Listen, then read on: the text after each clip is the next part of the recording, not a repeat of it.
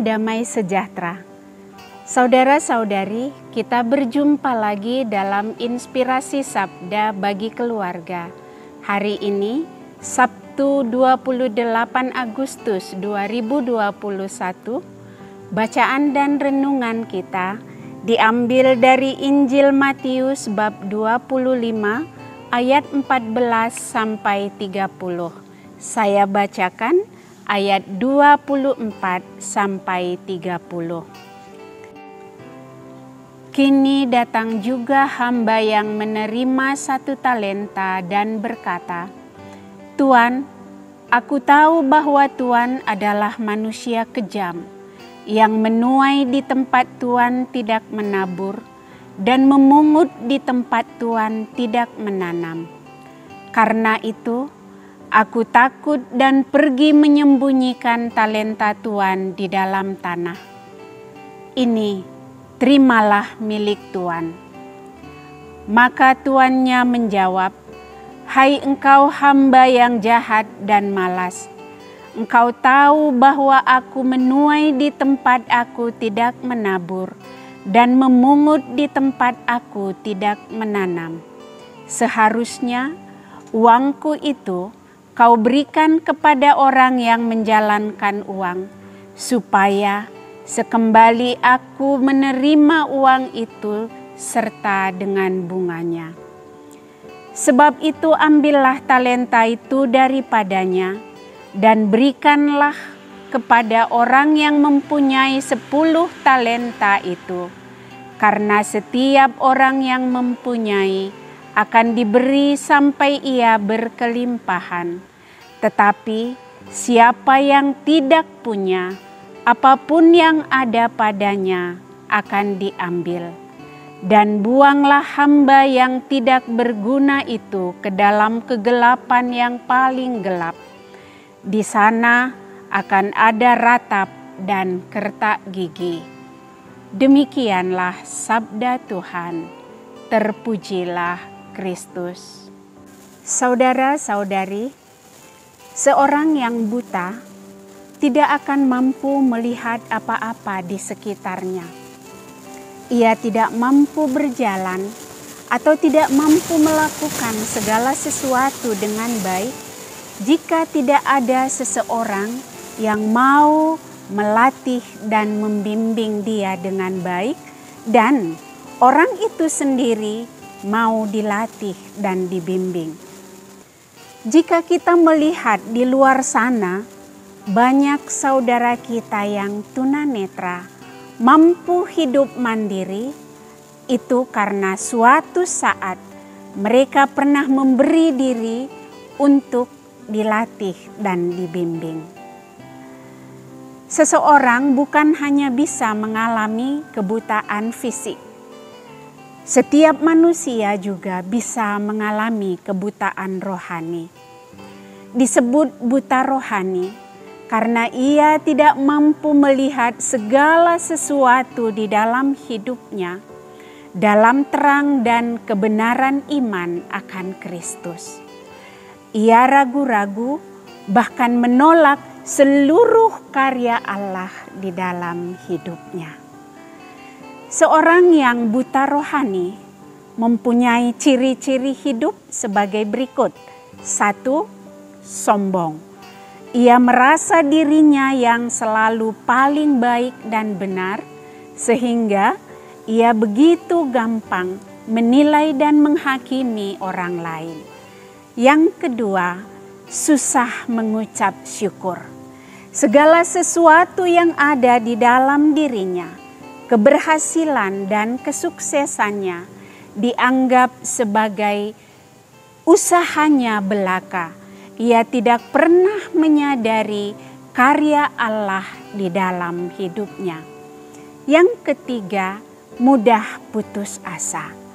Jika ada persoalan berat yang di luar nalar dia, maka ia tidak mampu menyelesaikannya, bahkan tidak berusaha untuk menyelesaikannya. Ia hanya jatuh dalam keterpurukan. Yang keempat, keliru mengenali pribadi Allah. Misalnya, Seorang anak, jika dari kecil ia selalu dididik secara keras dan kasar oleh ayahnya, maka ketika ia dewasa dan disuruh menggambarkan Allah di dalam hidupnya, ia tidak akan pernah mampu menggambarkan Allah sebagai Bapa yang penuh kasih.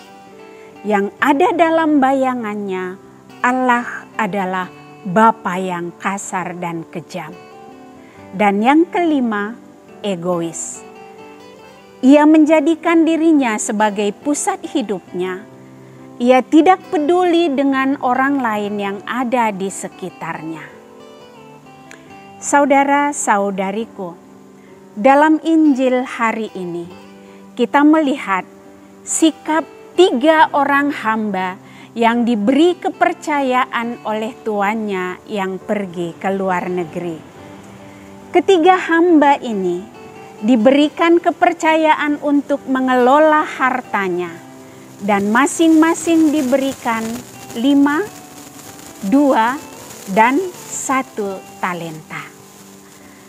Hamba yang pertama dan kedua yang diberikan 5 dan 2 talenta sungguh melakukan tanggung jawabnya dengan baik.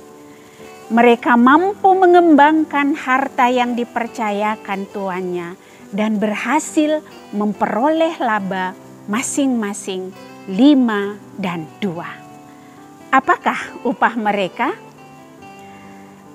Harta yang diberikan untuk dipercayakan kepada mereka menjadi milik mereka. Dan si tuan juga memberikan laba yang mereka peroleh menjadi milik mereka. Dan lebih dari itu, si tuan mengajak mereka untuk turut dan masuk di dalam kebahagiaannya. Artinya dalam kehidupan yang kekal. Sedangkan hamba yang ketiga yang diberi kepercayaan 1 talenta, ia tidak melakukan tanggung jawabnya dengan baik.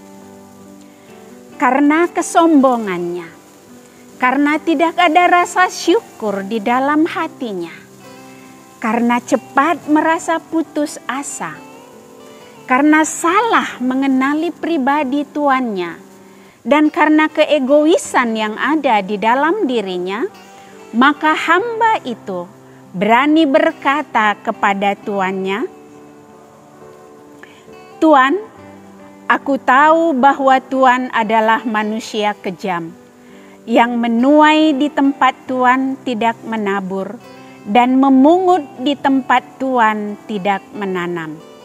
Karena itu, aku takut dan pergi menyembunyikan talenta Tuan di dalam tanah.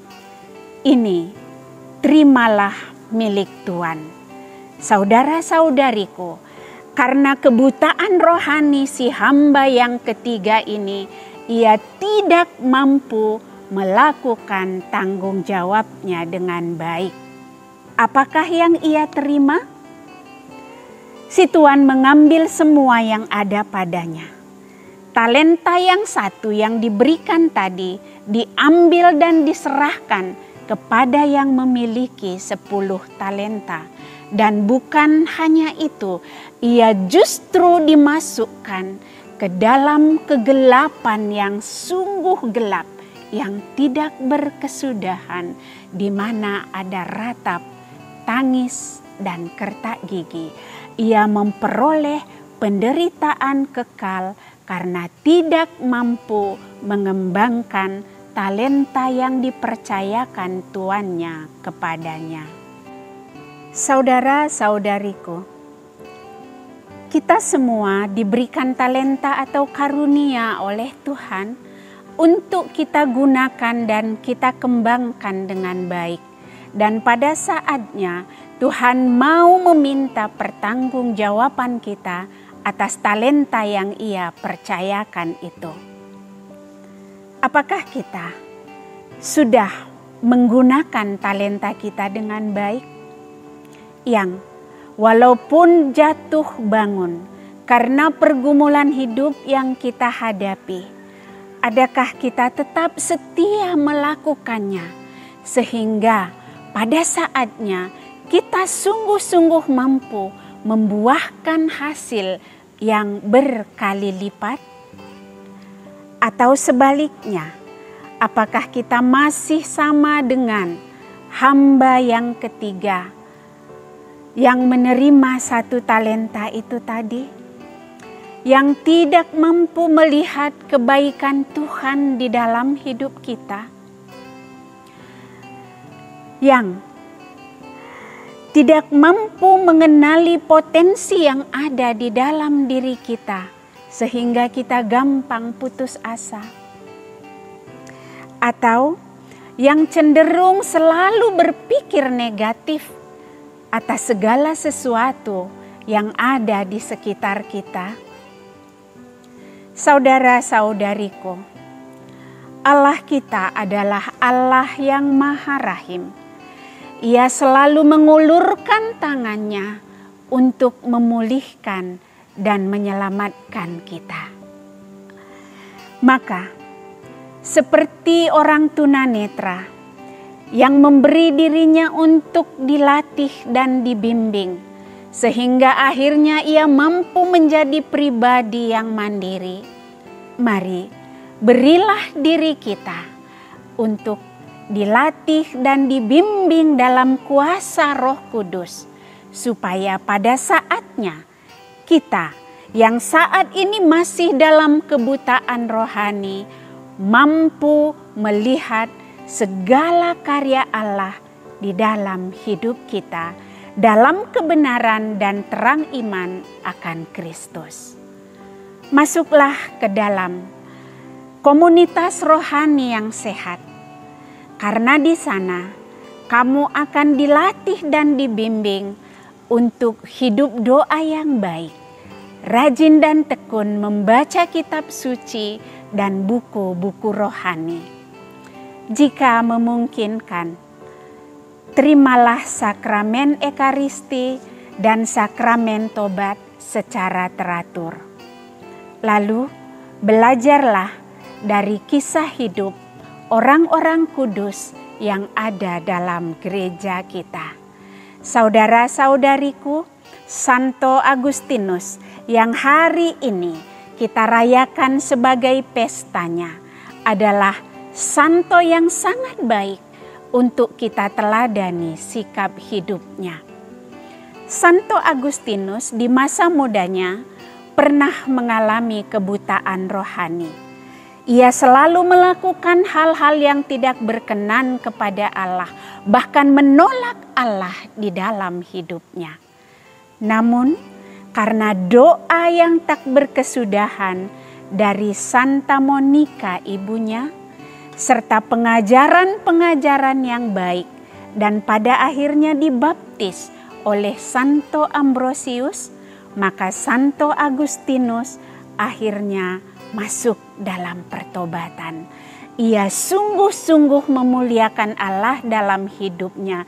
Ia mengembangkan semua talenta yang Tuhan berikan kepadanya, sehingga ia disebut santo di dalam gereja dan juga disebut sebagai pujangga gereja. Ia mendapat hadiah kehidupan kekal bersama Allah di surga. Saudara-saudariku, semoga dalam kasih dan rahmat Tuhan kita semua mampu memberi diri untuk dibimbing dan dituntun olehnya, sehingga kita benar-benar mampu mengembangkan setiap talenta yang Tuhan percayakan kepada kita. Amin.